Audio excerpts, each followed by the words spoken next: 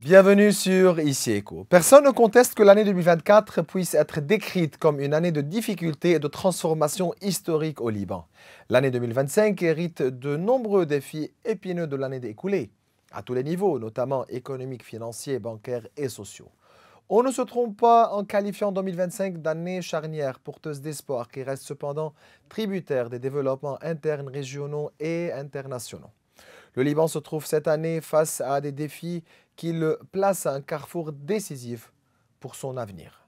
Le Liban est entré en 2025 avec un lourd héritage des dossiers politiques, économiques et sociaux qui restent dépendants des facteurs internes et externes.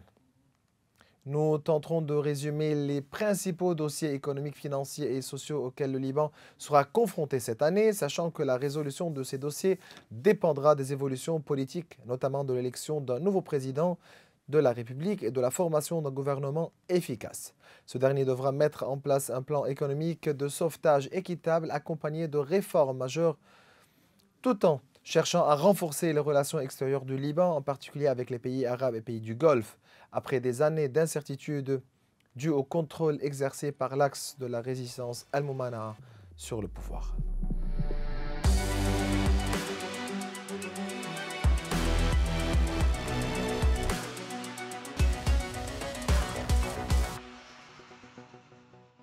Durant cet épisode, nous allons examiner les principaux dossiers économiques qui attendent le Liban en 2025, une année cruciale et décisive pour le pays à tous les niveaux, en compagnie du professeur Maroun Khater, qui est chercheur en finance et en économie.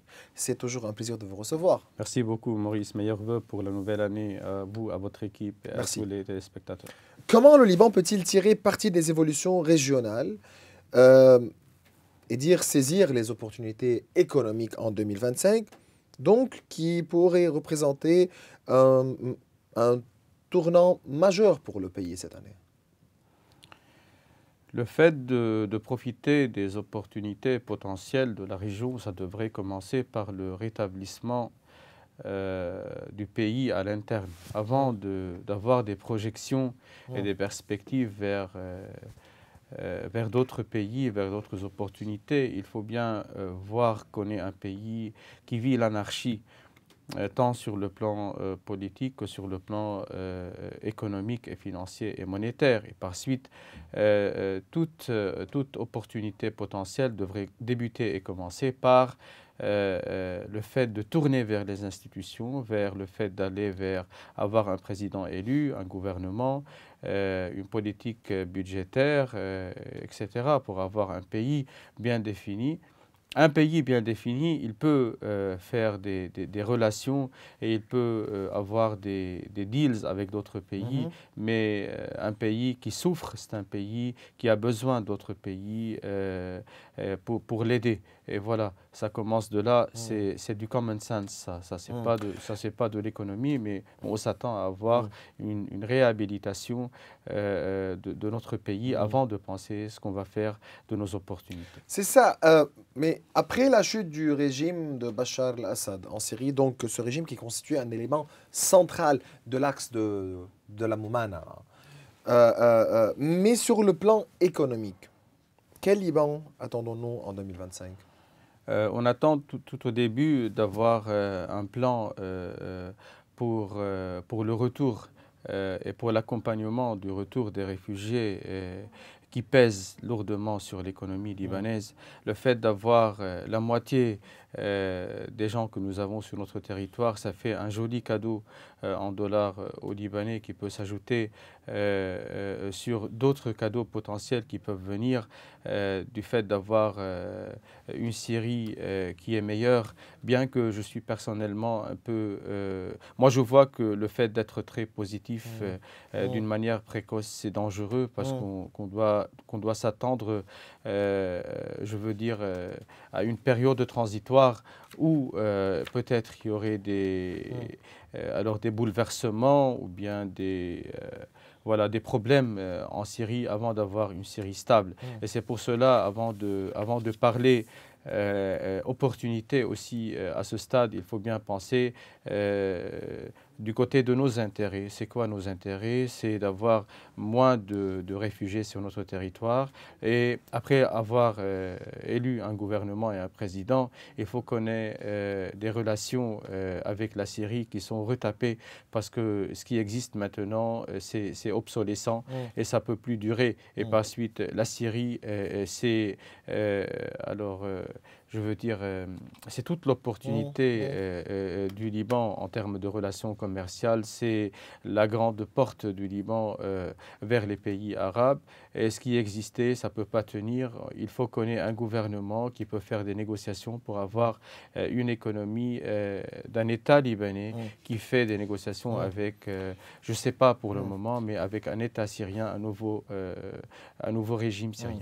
Vous avez bien mentionné l'importance des élections présidentielles, donc tous les regards sont tournés vers la session du 9 juin.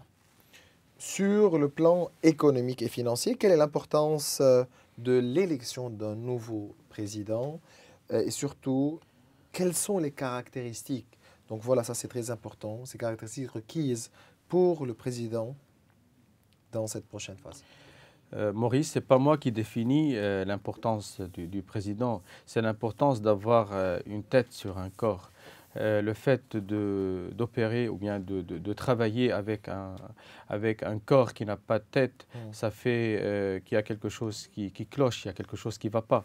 Alors, un président de la République, l'ouverture des portes du palais de Babda, le fait d'avoir un cabinet qui se réunit, qui est présidé par un président, ça donne l'image, ça donne l'allure d'un État respectueux, d'un État qui peut se montrer État devant d'autres pays, un État qui arrête de se montrer inférieur.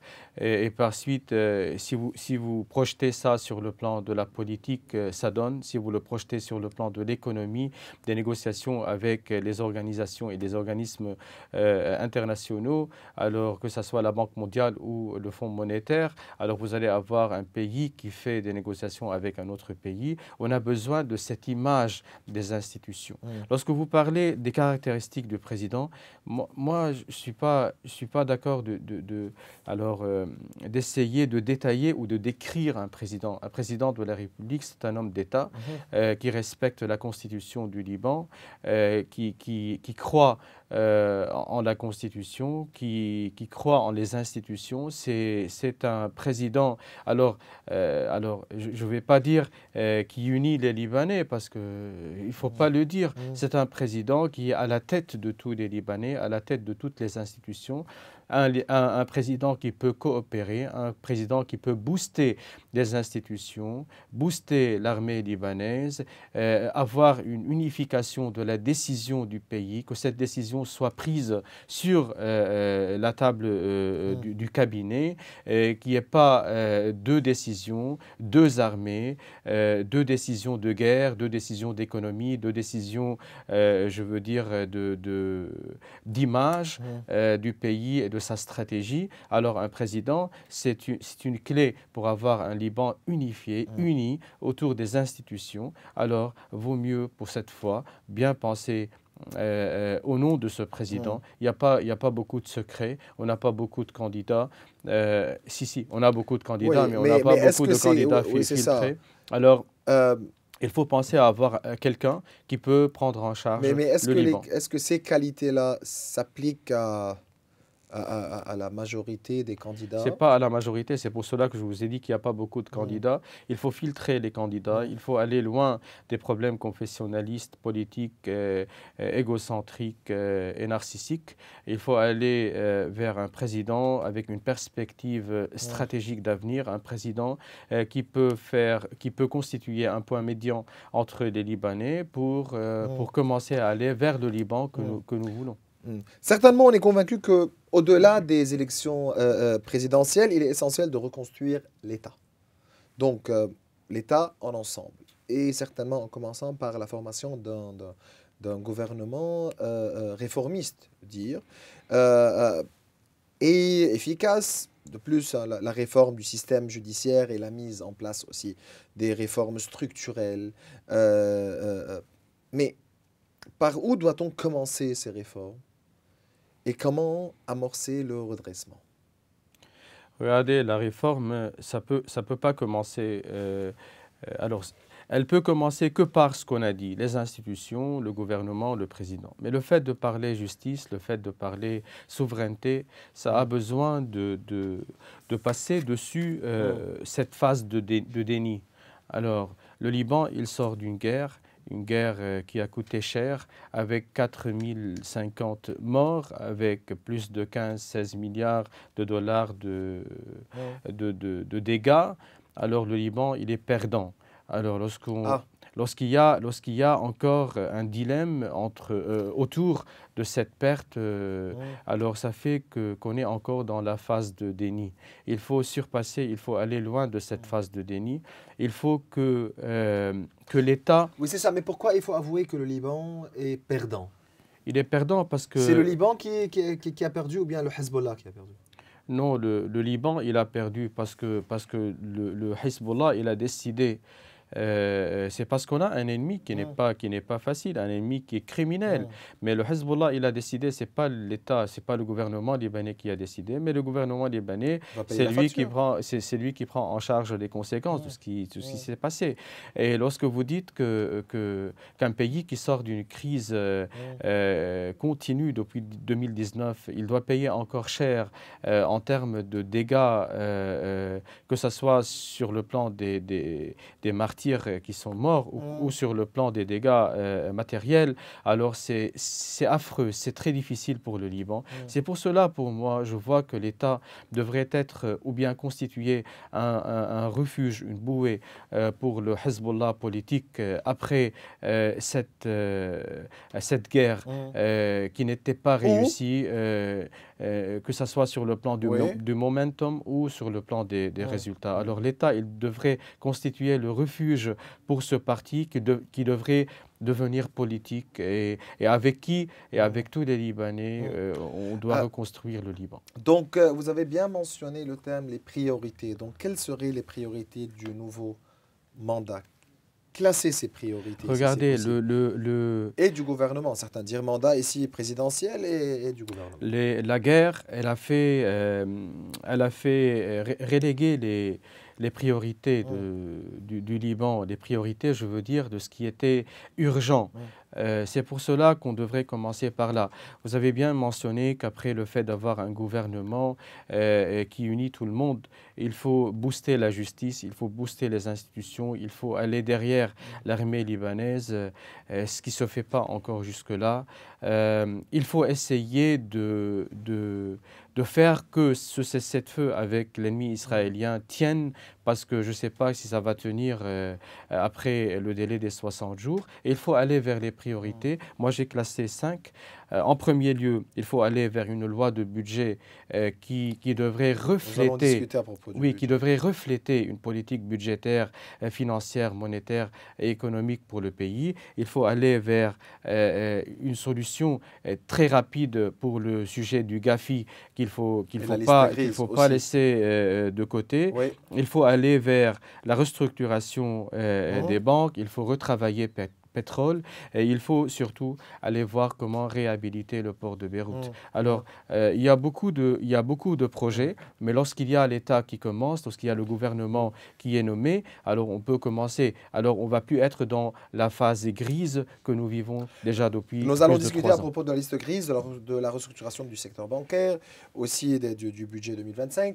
Mais juste pour dire que la guerre récente a détruit les infrastructures et a causé des pertes estimées à au moins 8,5 milliards de dollars selon un rapport de la Banque mondiale. Et ces pertes pourraient atteindre la moitié du produit intérieur brut du PIB, sans compter le grand nombre de victimes. Un rapport de la Banque mondiale a montré que la croissance du PIB réel au Liban a diminué d'environ 6,6% en 2024. En raison de la guerre. L'économie libanaise a fortement reculé et la baisse cumulée du PIB depuis 2019 devrait dépasser les 38% d'ici ou bien fin 2024. Donc, et voilà selon le dernier rapport de la Banque mondiale. Quels sont les scénarios économiques attendus en 2025 en termes de croissance, de facteurs de soutien et de pression? Je vais commencer par le rapport de la Banque mondiale. Moi, je vois que les chiffres peuvent être biaisés parce que, premièrement, ce rapport, il a paru lorsque la guerre n'était pas encore terminée. Avant le Et elle cessez-le-feu. n'est pas encore Avant terminée. 10 jours du Elle n'est pas cessez-le-feu, ça encore c'est clair. terminée. Deuxièmement, il y a beaucoup de... Alors, il y a une grande partie du territoire libanais qui est encore soit occupé par les Israéliens, soit qui fait partie d'une certaine restriction qui provient de l'intérieur. Et surtout que la Banque mondiale, elle ne peut pas se baser sur des données de l'État libanais pour fonder ces chiffres. Alors moi, je vois, avec un simple calcul, si la guerre de 2006, elle a coûté 7,5 milliards de dollars et elle a duré 33 jours, comment une guerre qui dure une année et 2 mois presque, jusque-là, elle coûte le même montant. Moi, je vois que c'est que des chiffres qui sont biaisés, qui ne sont pas très corrects. Les perspectives d'avenir en termes de PIB, encore et encore. Comment est-ce que vous voulez que je donne un avis, moi, un académicien qui donne des cours à la fac, avec un pays que la Banque mondiale décrit, et aussi le Fonds monétaire international et beaucoup d'organismes, comme étant un pays dont plus que la moitié, voire plus que la 60% de son PIB, ça relève de l'économie du cash. Du cash. Et voilà. Comment est-ce qu'on peut aller... Et vous êtes On est à plus de 10 milliards de dollars, donc. Et vous êtes économiste aussi, et vous savez très bien que l'argent qui provient de l'économie du cash, ça ne fait pas partie de la croissance économique et ne peut pas être injecté dans le cadre du calcul de la croissance du pays. Mais pour le Premier ministre sortant, Najib Mikati, il faut prendre en considération ces 10 milliards de dollars pour parler, quand on parle de croissance. Je redis ce que j'ai dit avec vous ici sur ce plateau. Monsieur le Premier ministre, il appartient à une école économique qui ne fait pas partie des écoles classiques. Et peut-être un jour, il publiera un bouquin, un manuel qui fera partie des nouveaux programmes d'économie universelle. Ça, c'est ironique. Jusque-là, mais bien sûr, mais jusque-là, on n'a pas le droit de compter. Ça, c'est un cours de micro et de macroéconomie de première année. On ne compte pas l'économie du cash dans le cadre du PIB et on ne peut pas compter une croissance qui provient de l'économie du cash parce qu'on ne peut pas filtrer des sources de l'argent.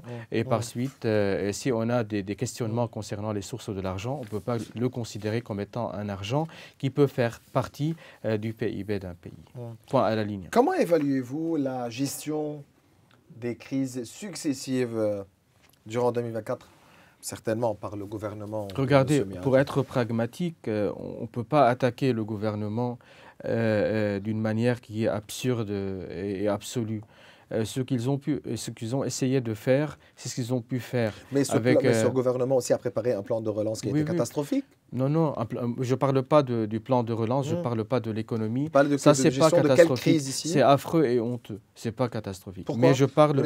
C'est parce que c'est quelque chose qui ne fait pas partie de ce qu'on vit. Ce n'est pas compatible avec les causes de la crise, ni avec ses perspectives d'avenir. Mais moi, je parle de ce qu'ils ont fait au cours de la guerre, le fait d'avoir une cellule de crise, le fait d'essayer d'aider les gens, bien que ce n'est pas leur cabinet qui a décidé cette guerre. Ils ont essayé du côté humain, humanitaire, social. Mais au niveau économique, vous avez bien mentionné au niveau économique, on avait des négociations avec le Fonds monétaire international. C'est que des échecs. C'est que des échecs. Des négociations avec le Fonds monétaire, vous les jugez? Les négociations avec le FMI, alors vous avez la réponse du côté du FMI lorsqu'il a décidé de geler, d'arrêter les négociations pour raison qu'il n'y a pas de gouvernement qui est capable de décider et dans l'attente d'avoir un président, etc. Et c'est des pseudo-raisons, ce n'est pas les réelles. Les raisons réelles, c'est que le FMI, il est déçu, que ce soit du côté des réformes que ce gouvernement n'a pas pu ni voter ni appliquer, que ce soit du côté du manque de logique et je veux dire de manque de raison par rapport à tout ce qui a été décidé, écrit, imprimé et diffusé, que ce soit la version 1, la version 2, la version 3. Oui, c'est ça, mais cette logique-là ou bien ce raisonnement-là a bien commencé avec le gouvernement de Hassan Diab, avec le défaut de paiement, avec le plan de relance qui a été catastrophique. Et certainement, comme j'ai bien mentionné, le défaut de paiement. Moi, je vois que vous considérez comme C'est une décision qui peut être considérée comme étant un crime. Là, le fait de décider de ne plus payer, d'aller dans un défaut de paiement, là où le pays il était encore capable de respirer, alors c'est une condamnation à mort, c'est une isolation du pays qui avait besoin, qui reste en grand besoin des marchés internationaux. Et voilà, ça a mal commencé. Moi, je ne vois pas que c'est très naïf. Moi, je doute qu'il y ait des arrière-plans derrière cette décision. Mais on est là maintenant, on est là. Il faut penser le futur d'une manière plus raisonnable, mais on ne peut pas le faire si on est encore je veux dire, alors, on n'est pas, Oui, on oui. n'est pas encore unis en Mais tant c'est que ça. peuple libanais, des tribus. Mais est-ce qu'on paye toujours la facture de ce défaut de paiement et comment? Si, on le paie, c'est parce que le défaut de Aujourd'hui, on ne peut pas paiement, s'endetter sur les marchés internationaux. le On peut fait que pas. vous ayez plus l'accès aux Au marchés marché, oui. internationaux, le fait que vous ayez plus la chance d'être classé par les organismes de classement, Et la le relation fait, avec les banques, les banques correspondantes aussi. le fait d'avoir un dossier de rebond qui est encore en suspens et qui attend encore d'être résolu et qui peut avoir des impacts très nocifs sur l'économie et sur le futur. Et le fait d'avoir un pays, d'ailleurs, en défaut de paiement, c'est une manchette qui fait mal et qui s'ajoute à beaucoup d'autres manchettes alors qui font mal au Liban. Alors le fait d'ajouter une crise d'une manière intentionnelle, c'était une mauvaise décision, certainement une mauvaise décision. Mais revenons un peu sur 2024 Oui. concernant le gouvernement Et libanais. le plan de Najib Mikati. Le plan Et de, le de Sarah Deshem, excusez-moi. Regardez, le plan de tout ce cabinet, que ce soit de M. Mikati et Chemi, c'est un plan qui n'était pas... alors, c'est un plan qui ne peut pas se réaliser. C'est plus un plan qui est illusoire. C'est parce que, premièrement, ceux qui veulent décider de l'économie doivent décider de la guerre et de la paix. Le fait qu'ils sont des gens qui ne décident pas la guerre et la paix et qui sont un cabinet qui peut uniquement travailler les conséquences de ce que les autres peuvent décider sur le territoire. Ça fait que tout ce qu'ils peuvent, je veux dire, diffuser ou travailler ou élaborer en tant que plan seront des plans illusoires, seront des plans qui ne sont pas applicables. J'ajoute que les négociations avec le Fonds monétaire international, alors, elle était une négociation ou bien des négociations où il y avait beaucoup de points d'interrogation, que ce soit sur le plan des dépôts, que ce soit sur le plan de la réforme elle-même, sur le plan du classement des crédits, etc. Ce n'était pas très clair, mais la guerre, elle a emporté toute cette vague je veux dire, du mandat Miati. Et on est maintenant, j'espère, vers la fin. Donc les priorités aujourd'hui Oui, il y a un changé. reclassement des priorités. Juste pour dire certainement, comme vous avez bien mentionné que la priorité pour le gouvernement dans la période à venir est d'aider et assurer le retour des habitants et la réhabilitation des infrastructures. Mais le financement nécessaire pour ce projet colossal dépend essentiellement du soutien international et régional.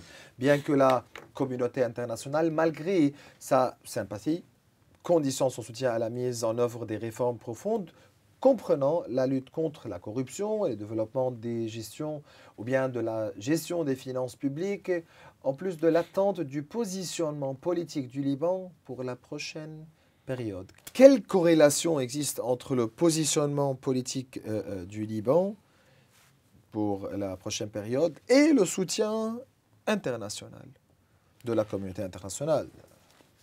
Oui, c'est une très belle question et c'est une très importante question. Parce que le fait de faire partie d'un clan de pays ou d'être dans un positionnement qui va plus vers les marchés noirs, vers les marchés illicites, vers l'absence de marché bancaire, vers le blanchiment d'argent, ça donne des résultats qui sont semblables à ceux du classement du GAFI. Et si vous décidez d'aller vers une centralisation des décisions, vers l'ONU, vers le Fonds monétaire international, vers les réformes qui sont demandées par ces organisations, ça fait que vous êtes un pays qui sera en conformité avec les requis de ces organismes et par suite vous luttez contre le blanchiment d'argent, contre le financement du terrorisme, vous luttez contre les marchés noirs, les marchés illicites vers l'économie du cash et vous allez vers une réglementation de votre secteur bancaire qui sera un secteur qui lutte lui aussi contre tous ces abus. Alors c'est une décision que ce soit de rester dans la période, dans la phase grise qui va nous amener vers la phase noire, que ce soit dans le reclassement ou que ce soit dans nos relations avec l'extérieur, ou d'aller vers une centralisation des décisions qui émane d'un État fort, d'un gouvernement, et d'une décision qui est proprement dite, de dire alors on arrête là, on va aller vers une standardisation de nos normes, on va lutter contre le fait de ne pas avoir des frontières qui sont contrôlées, on va lutter contre le fait d'avoir un aéroport, un port et des orifices territoriaux sur les frontières où l'argent et d'autres choses peuvent passer et il est le temps de construire un pays. Et lorsque cette image elle est diffusée, on peut directement faire des relations qui sont bonnes avec l'international. Vous avez bien mentionné la liste grise, donc l'un des principaux défis économiques pour l'année 2025 sera de rétablir le Liban à son niveau antérieur et de lever l'interdiction financière à son encontre et en le retirant de la liste grise du groupe d'action financière internationale GAFI. Le groupe d'action financière a estimé qu'après la publication du rapport d'évaluation mutuelle en mai 2023, le Liban a progressé dans de nombreuses mesures recommandées et a appliqué des mesures sur son secteur financier, notamment l'émission des circulaires pour les banques et les institutions financières afin de créer une direction dédiée à la lutte contre les crimes liés ou bien la corruption, le blanchiment d'argent et les pots de vin, tout en prenant des mesures contre des activités financières non autorisées. Le groupe a également insisté sur le fait que le Liban doit continuer à mettre en œuvre de nombreuses mesures en 2025 qui contribueront à la sortie de cette liste. Comment sortir de la liste grise et échapper à la liste noire? On est loin de la liste noire. On n'est pas très loin. C'est ça le danger de la liste grise. Lorsque vous êtes en dehors de la liste grise, vous n'êtes pas face au compte à rebours. Alors, il n'y a personne qui compte le temps jusqu'au jour où le second rapport ou le rapport prochain va essayer d'évaluer votre situation. Et c'est pour cela qu'on n'a pas arrêté de le dire. Essayez de ne pas être listé sur la grise. Mais on est là aussi. Alors le fait de travailler ce qui est requis, ça commence par la réactivation. On n'a pas besoin de beaucoup d'efforts en termes de législation. On a la loi 318 qui aurait besoin de certaines modifications, mais bon, on a l'infrastructure qui est requise en termes de législation, mais on n'a pas la décision politique qui va booster la justice. Et par suite, le fait d'avoir l'infrastructure, ce n'est pas suffisant. Le fait d'avoir les circulaires de la BDL, ce n'est pas suffisant, sinon on n'aurait pas été listé sur la grise, mais on a l'infrastructure. Lorsque la décision du côté de la politique elle est là, on peut directement commencer par booster la justice, booster les institutions, aller vers une restructuration du système bancaire qui est un pilier de ce chantier de la liste grise. C'est parce que les banques, lorsqu'elles sont rigides, structurées, elles travaillent comme il le faut. Ce sont elles qui constituent le filtre des opérations et le cœur du système qui lutte contre le blanchiment d'argent et du financement du terrorisme. Ils ont insisté sur les réformes au niveau judiciaire aussi. Ça, c'est très important. Oui, on a besoin du côté judiciaire, pas du côté législatif. Du côté législatif, on a ce qu'il faut, comme loi, comme décret, etc. Mais on a un pays qui fonctionne d'une manière anarchique. Un pays qui n'est pas souverain, un pays où la justice elle peut pas se prononcer, un pays où le juge, des fois, bien qu'on a des juges qui sont très honnêtes, il n'ose pas prononcer son verdict on a des gens qui peuvent aller dans un palais de justice et hurler et menacer. Alors le fait d'avoir cette ambiance-là, alors ça fait que la justice, c'est une justice qui est manquée. Et c'est pour cela qu'ils insistent sur les réformes. Des réformes, ce n'est pas judiciaire, c'est des réformes politiques qui vont booster l'État, les institutions et faire qu'il y ait une souveraineté réelle sur le territoire du Liban. Et dans ce cas, on a tout ce qu'il faut pour appliquer les lois et pour ne plus être sur cette liste. L'un des dossiers importants qui attendent le Liban en 2025 est l'adoption d'un nouveau budget après que les chiffres proposés dans le projet du budget 2025 se soient avérés et irréalistes et nécessitent une révision urgente. Il faut souligner que le budget de 2025 a vu les dépenses augmenter d'environ, on parle du projet ici, du budget 2025, a vu les dépenses augmenter d'environ 136 000 milliards de livres libanais, soit une augmentation de 44,35% par rapport au budget de 2024, tandis que l'estimation des dépenses manque de réalisme et nécessite une étude à nouveau pour être aligné avec les exigences liées aux conséquences de la guerre israélienne. Pourquoi le gouvernement doit récupérer le projet du budget 2025? Si ce projet de budget il était si mauvais avant la guerre entre Hezbollah et Israël, il est maintenant un budget qui est un projet de budget qui est irréaliste maintenant. C'est pour cela qu'il doit être revu. Si on parle en deux mots de quelques données le concernant dans sa première version, même dans sa deuxième version, on voit que ce n'est pas un budget, c'est un scratch, c'est un brouillon, avec un compte en T où il y a les dépenses qui sont les salaires et les incentives du secteur public qui doivent être couverts par les impôts et les taxes. Ça, ce n'est pas un budget. Un budget, c'est une projection de la politique budgétaire d'un pays, une perspective stratégique de laquelle va naître une politique monétaire et une approche économique du pays. Et ça devrait suivre les écoles économiques, ça veut dire la théorie de l'économie. Le fait d'avoir des projets de budget qui sont hybrides, qui sont locaux, qui sont faits ici pour faire face à ce qu'on vit, ça donne pas. Ça donne pas.